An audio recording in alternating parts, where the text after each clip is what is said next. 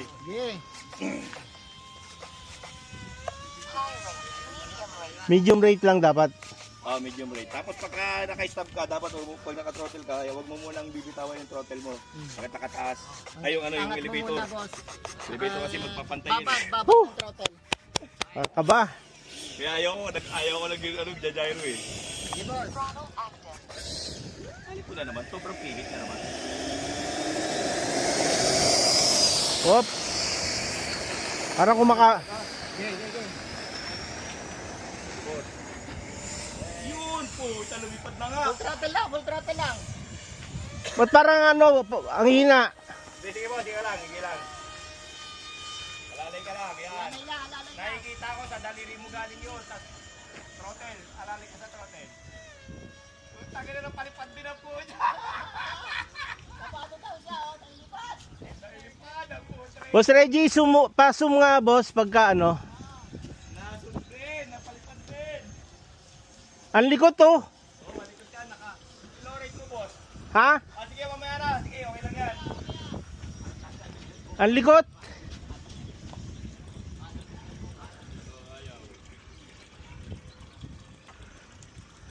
Utang inang kaba ko dito, grabe. Pero napalipad mo. Napalipad niya, ang tanong kung lalanding ba to?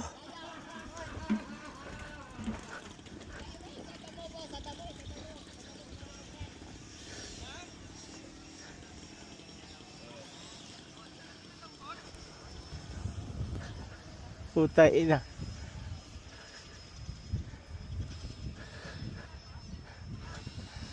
Boss Berto, paano nga yung flaps nito? Yan, sa may left side. Nakalimutan ko saan dito. Landing ko. Ikaw no. Hindi nga, landing ko. Sige, landing mo. Flaps ito. Patay. Sige, flaps. Yan na. Ang bilis. Ano yan, boss? Ba't parang ang bilis pa rin? Yan. Naka-high rate yung ano mo. Yan. Alin? Yung gain. Parang ayaw bumaba eh. Yan na. Oo, nakataas talaga yan, boss. Throttle ka na yan. Biglang babagsak yan. Yan. Sige, lalay lang.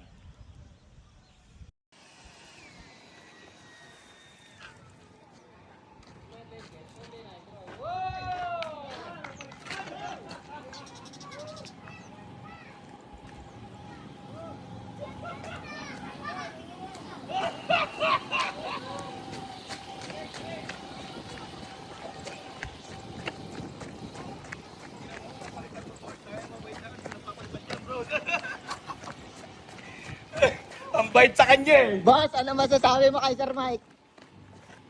Grabe yung kaba ko, boss. Yung, alam mong ano, hindi mo alam kung ano yung kaba na nararamdaman ko kanina. Di ba, lumipad na ha? Nice. Ayos. Maiden yan, maiden. Thank you.